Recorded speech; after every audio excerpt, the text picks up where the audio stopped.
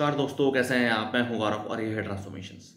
जैसा कि आप जानते ही हैं कि आगे आने वाले 2-3 महीनों में बिहार में विधानसभा के लेजिस्लेटिव असेंबली के इलेक्शंस हैं, जहां पे लगभग 243 सीट पे एमएलए का चुनाव किया जाएगा। आम जनता, आम जनमानस इलेक्शन में वोट देकर अपनी वोट की ताकत से अपने विधानसभा का, अपने लेजिस्लेटिव असेंबली का विधायक चुनेंगे, जो आगे आने वाले 5 सालों में उनकी बेहतरी के लिए या समाज में जो जो परेशानियाँ हैं, जिस तरीके से परेशानियों से आम जनता फेस कर रही है, उनका सोल्यूशन करने का काम करेंगे, जो भी स्टेट के जो डिसीजन में आता है।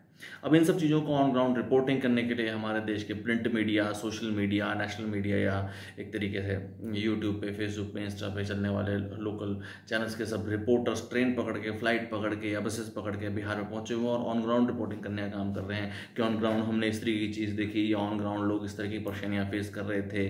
लोगों से पूछ रहे हैं आम जनमानस की परेशानियाँ क्या हैं। हर 5 साल में जिस तरीके से पूछता ही है हमारा मीडिया और ऑन ग्राउंड जाके कंडीशन सिचुएशन देखता है।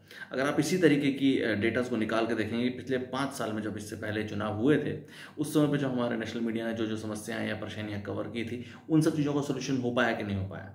जिस तरीके की परेशानियां बिहार आज से 15 साल, 20 साल पहले फेस कर रहा था, आज भी सिमिलर तरीके की कंडीशन सिचुएशन है।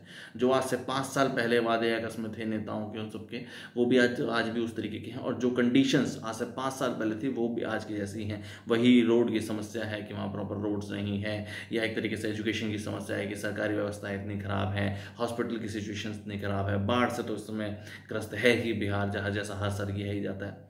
तो एक बहुत इंपॉर्टेंट निष्कर्ष इस चीज़ पे निकला जाता है, जो पिछले 5 साल में भी जो हमारे मीडिया ने इतना पैसा इन्वेस्ट किया था ऑन ग्राउंड रिपोर्टिंग दिखा के और अपने व्यूज़ बटोर के, सब्सक्राइबर बटोर के, उन सब चीज़ों का सोल्यूशन हो पाया या नहीं हो पाया।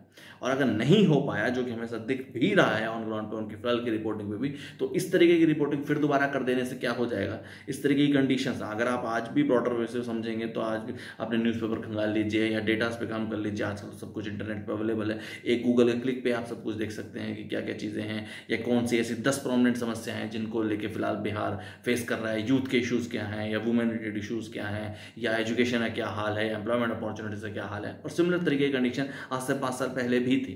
तो जो पिछले 5 साल में जो रिपोर्टिंग हुई, इन सबका निष्कर्ष क्या निकला? देखिए, इस तरीके की ऑन ग्राउंड सिचुएशंस को इंप्रूव करने के लिए सिर्फ और सिर्फ नए और बेहतर लोगों को, इंटेलेक्चुअल लोगों को जब तक अपॉर्चुनिटी नहीं मिलेगी, वो सिस्टम का हिस्सा नहीं बनेंगे, तब तक बड़े चेंजेस नहीं आ पाएंगे। सिमिलर तरीके की चीज़ों को बार बार रिपोर्ट करते रहना या उसी विशेष सर्कल में घूमते रहना और बार बार उन्हीं नेताओं को एक तरीके से हाईलाइट करना है, उन्हीं नेताओं को वो सब अपॉर्चुनिटी देते रहने से अगर परिस्थितियाँ इंप्रूव होनी होती तो अब तक 70-75 सालों में इंप्रूव हो गई होती। अब इस समय है कि हम नए इंटेलेक्चुअल लोगों को, युवाओं को अपॉर्चुनिटी दें और अपने समाज की, अपने राज्य की, अपने देश की बेहतरी के लिए काम करें। जय हिंद।